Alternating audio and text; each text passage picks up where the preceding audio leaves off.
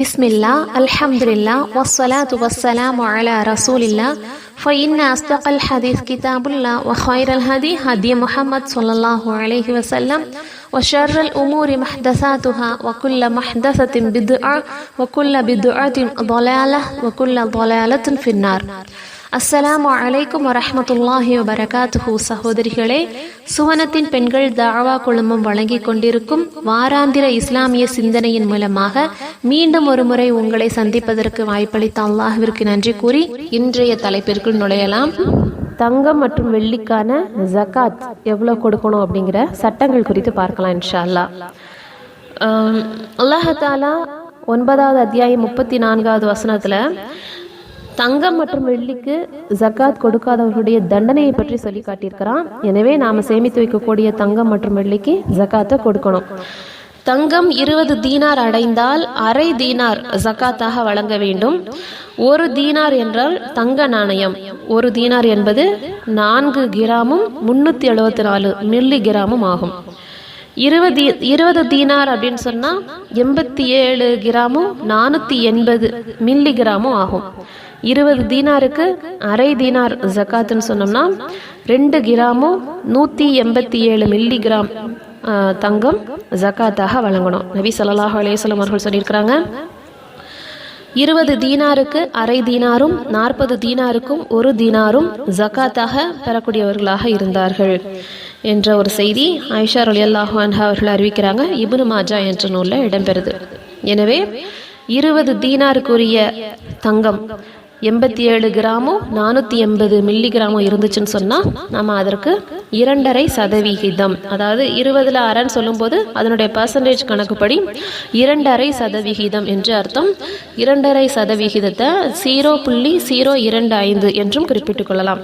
அப்போ நம்ம இடத்துல 87 கிராமும் 480 மில்லி கிராமும் தங்கமோ அல்லது அதை விட அதிகமாகவோ எவ்வளோ இருந்தாலும் அதனுடன் 0.025 என்ற 2.5% நம்ம பெருக்கணும்னு சொன்னால் நம்ம கொடுக்க வேண்டிய ஜகாத் எவ்வளவு என்பது நமக்கு துல்லியமாக தெரிந்துவிடும்.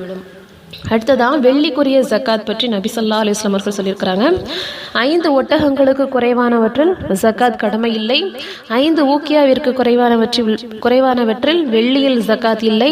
5 வசக்கை விட குறைவானவற்றில் தானியங்களில் ஜகாத் இல்லை என்று நபி அவர்கள் கூறக்கூடிய செய்தி அபூ சயீத் அல் குத்ரி ரலியல்லாஹு அன்ஹு அவர்கள் அறிவிக்கக்கூடிய செய்தி புகாரி என்ற நூலில் இடம்பெறுது. இந்த ஹதீஸின்படி 5 ஊக்கியாவிற்கு குறைவானவற்றில் வெள்ளியில் ஜகாத் இல்லைன்னு சொல்லியிருக்கிறாங்க தானே.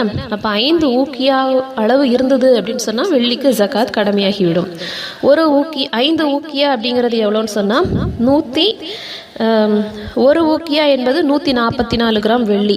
5 ஊக்கியா என்பது 720 கிராம் வெள்ளி, 720 720 கிராம் வெள்ளி இருந்துச்சு அப்படின்னு சொன்னால் நமக்கு அதன் மீது ஜகாத் கடமையாகிவிடும்.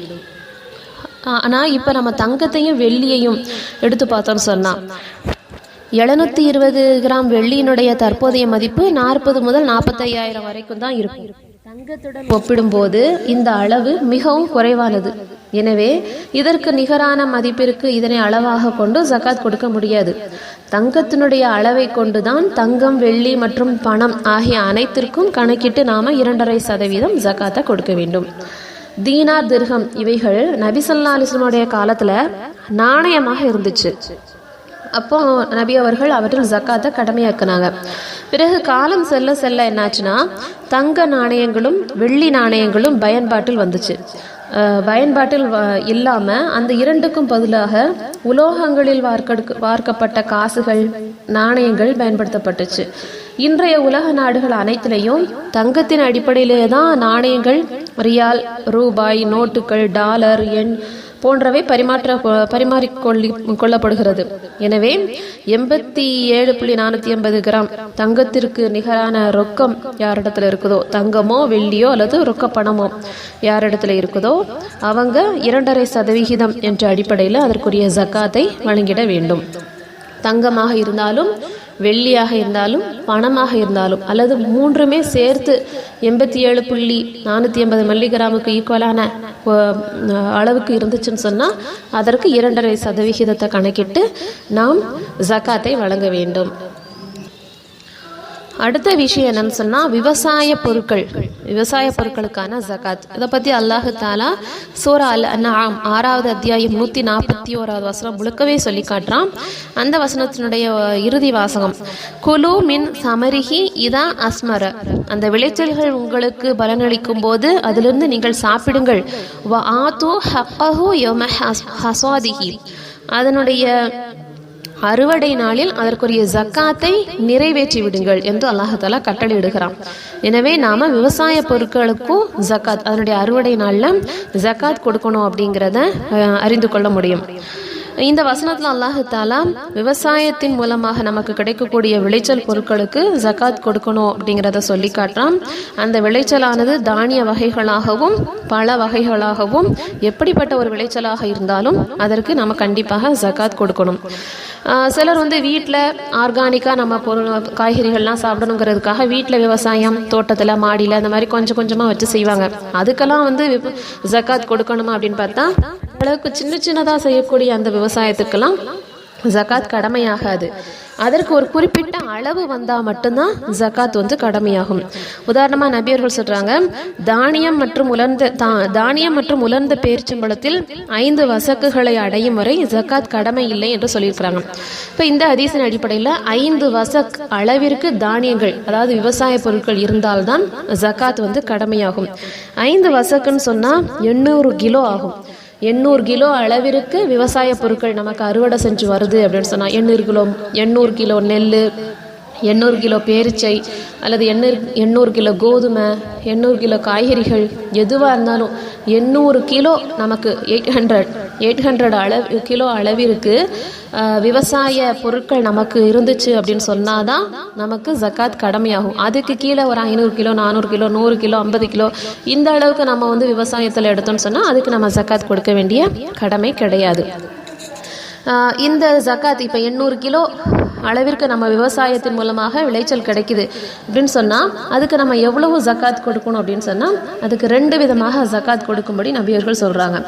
ஒன்று என்னன்னு சொன்னால், ஆறுகள் மற்றும் மழை நீரால் தண்ணீர் பாய்ச்சப்பட்டவற்றில் 10ல் 1, மேலும் ஒட்டகம், மாடு பூட்டியவை, பம்பு செட்டுகள் ஆகியவற்றின் மூலமாக தண்ணீர் பாய்ச்சப்பட்டவற்றில் 20ல் 1 என்று நபி ஸல்லல்லாஹு அலைஹி வஸல்லம் அவர்கள் சொல்லியிருக்கிறாங்க. இந்த செய்தி ஜாபிர் ரலியல்லாஹு அன்ஹு அவர்கள் அறிவிக்கிறாங்க, முஸ்லீமில் இடம்பெறுது. அப்போ இந்த ஹதீஸின் அடிப்படையில் 800 கிலோ அதற்கு அதிகமான விவசாய பொருட்கள் நமக்கு கிடைக்குது. அதை நம்ம உற்பத்தி செய்யும் போது மழை தண்ணீர், ஆறு நீர், ஆற்று நீர், இது போல தண்ணீர் சுலபமாக கிடைச்சி விவசாயம் ரொம்ப சிறப்பாக இருந்ததுன்னு சொன்னால் 10ல் 1 நம்ம என்ன செய்யணும், ஜக்காத்தை கொடுக்கணும். அதாவது 10%. அல்லது நாம் அந்த விவசாயத்துக்கு கடுமையான முயற்சி எடுத்துருக்கிறோம், நிறைய செலவு செஞ்சுருக்கிறோம், நிறைய வேலையாட்கள்லாம் வச்சு செஞ்சுருக்கிறோம், பம்பு செட்டு, மாடு போட்டி, இந்த மாதிரி நிறைய உழைப்புகள்லாம் கொடுத்து தான் அந்த விவசாயத்தினுடைய விளைச்சலை கொண்டு வந்தோம். அப்படிங்கும்போது அதற்கு நாம் எவ்வளோ ஜக்காத் கொடுக்கணும்னா 5% நம்ம ஜக்காத் கொடுத்தா போதுமானது அப்படிங்கிறத இந்த ஹதீஸின் மூலமாக அறிந்து கொள்ளலாம். எனவே சகோதரிகளே, இதுவரைக்கும் நாம் ஜக்காத்தினுடைய சட்டங்கள், ஜக்காத்தினுடைய சிறப்புகள், ஜக்காத் கொடுக்காதவருடைய தண்டனைகள், இவை அனைத்தையும் நாம் பார்த்தோம். அல்ஹம்துலில்லாஹ். இந்த ஜக்காத்தை ரமலான் மாதத்தில் தான் கொடுக்கணும் என்று நாம் நினைத்து விடக்கூடாது. நம்மளிடத்துல எப்போதெல்லாம் 87.480 மில்லிகிராமுக்கு தங்கத்திற்கு சமமான தங்கம், வெள்ளி, பணம் கிடைக்குதோ அப்போதெல்லாம் நாம் ஜக்காத்தை நிறைவேற்றணும். அதுபோல் விவசாயம் ரமலான் மாதத்தில் மட்டும் விவசாயத்தினுடைய விளைச்சல் வருவது கிடையாது. எந்த நேரமெல்லாம் நம்ம அறுவடை செய்கிறோமோ அப்போதெல்லாம் 800 கிலோவுக்கு சமமான விளைச்சல்கள் நம்மிடத்தில் இருந்துச்சுன்னு சொன்னால் அப்போது நாம் 5% அல்லது 10% நம்முடைய ஜக்காத்தை நிறைவேற்றணும். ஜக்காத்தை நிறைவேற்றி சொர்க்கத்தில் உயர்ந்த சொர்க்கமான ஜன்னத்துல் ஃபிர்தௌஸை அடைவோமாக என்று பிரார்த்தித்தவளாக எனது உரை நிறைவு செய்கிறேன். வாஹிர் தஅவானா அல்ஹம்துலில்லாஹி ரப்பில் ஆலமீன். அஸ்ஸலாமு அலைக்கும் வரஹ்மத்துல்லாஹி வபரகாத்துஹு. பிஸ்மில்லாஹ்.